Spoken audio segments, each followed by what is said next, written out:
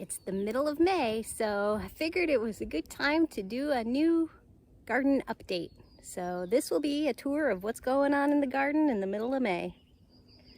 It's a big change from a month ago. Let's see what it looks like. Things are definitely growing here.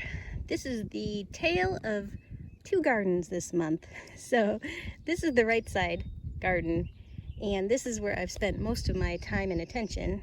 And I'm pretty happy right now with how things are looking. We've got all sorts of things growing, from the spring vegetables that I planted to the start of the summer plantings. So let's take a look more closely. In this first row, I have a bunch of sad looking little tomato plants. I just transplanted them a few days ago, really. So it's gonna be a little while before they kick in, but in another month or so, they should be way bigger. These are turnips that I planted, I don't know, maybe 8 weeks ago now. And they're starting to grow. I definitely need to thin some of these out if I really want to get some good sized turnips. So that is on the to-do list for sure. My little carrots are hanging in there. They're starting to get a little bigger, so if I could just keep the weeds at bay, hopefully I'll get some carrots out of these. These are the leeks that I also planted early in the springtime, and they look like they've established pretty well and they're starting to grow. They take a long time to grow, so we'll see what happens. Haven't lost them yet. This row has zucchini and tromboncino squash, summer squashes. I plant those from seed, and they are just starting to sprout. So it's gonna be a little bit before they take off, but it's fun to see that the summer seeds are starting to grow. Got some bush beans growing here.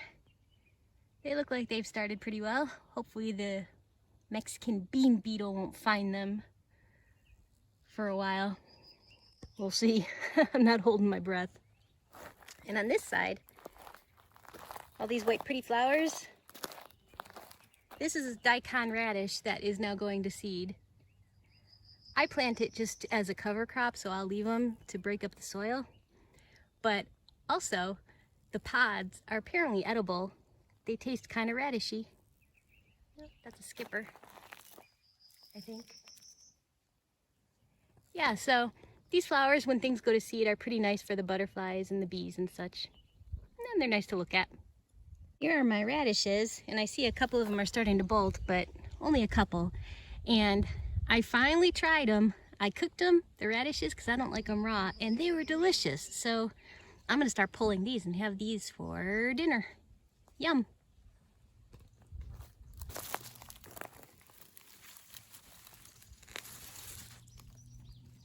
Radish. So this row is getting pretty big, and actually I'm gonna be able to start harvesting these collard and kale leaves anytime now. So I better do that before it gets too warm and before the cabbage moths make their way.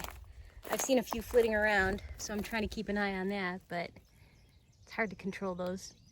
So yeah, collards and kales, woohoo! Speaking of, there's one of those stupid cabbage moths right now. They do a number on my stuff. Here's my spinach. It's done so well this year. I see a couple of them are maybe about ready to start bolting, so I really got to get on it and harvest a bunch of this stuff. I just started harvesting it, and they cook down to nothing, and they're delicious. So I think spinach and radish are going to be on my dinner plans for the next several days. These yellow flowers are from broccoli rob. I've never grown broccoli rob before. Oh look, there's another one of those moths. Butterflies. I'm gonna have to get my net out. Anyhow, the broccoli rob went to flower right away. It bolted, so I don't know what I was supposed to harvest, if anything, or if it just got too hot. I don't know.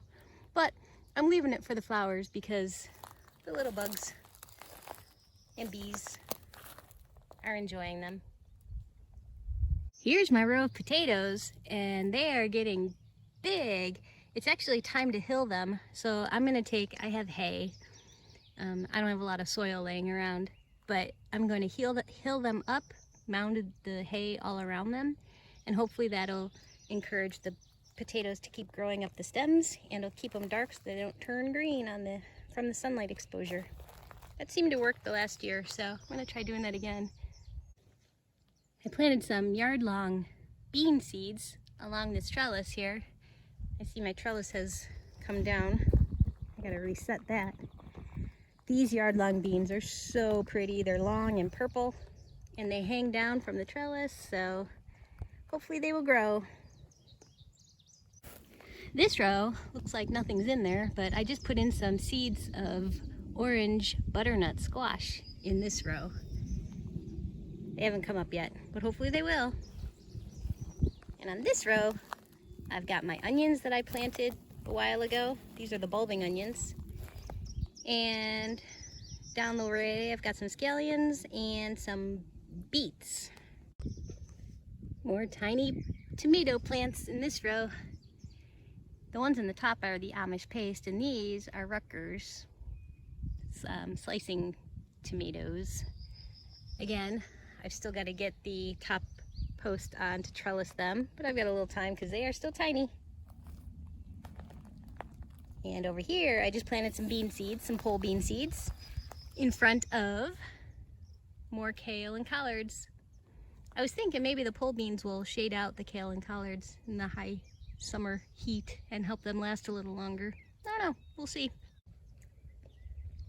These bottom rows just have the crimson clover that I let go to seed, and I haven't planted in here yet. I need to clear this out. This is where the corn and spaghetti squash are going to go, so it's time for me to get rid of this clover. It's pretty well spent now.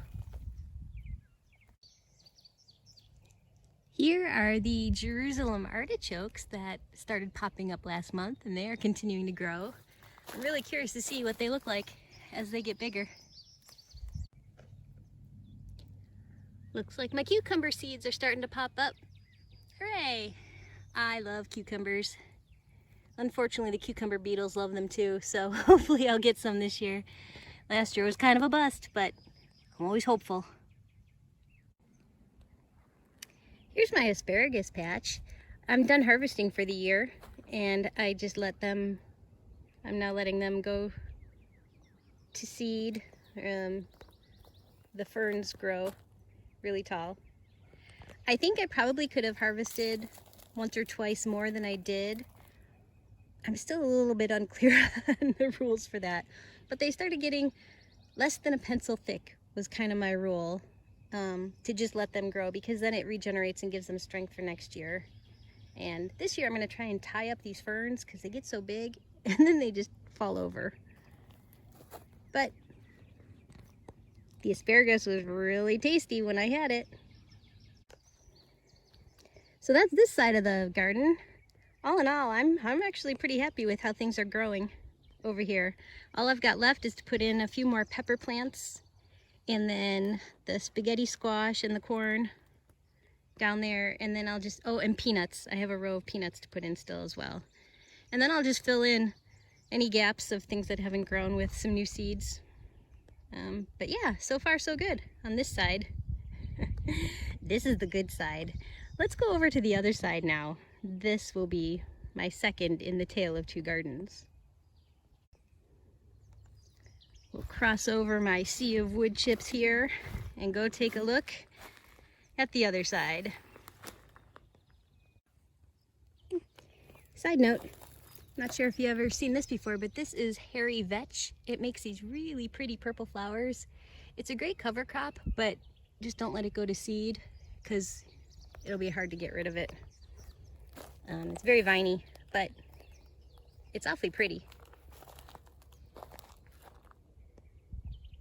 This is my other side of the garden, and I really haven't done much of a thing here just yet.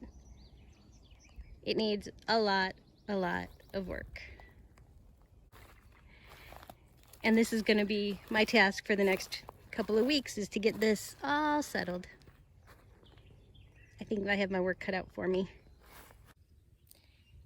Thanks for taking a tour of my garden this month with me. I'll be back again in another month with the next tour. In the meantime, I'd appreciate a subscribe to our channel and just keep growing.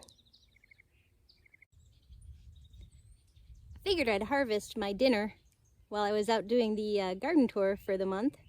And here it is, radishes and spinach. Yum!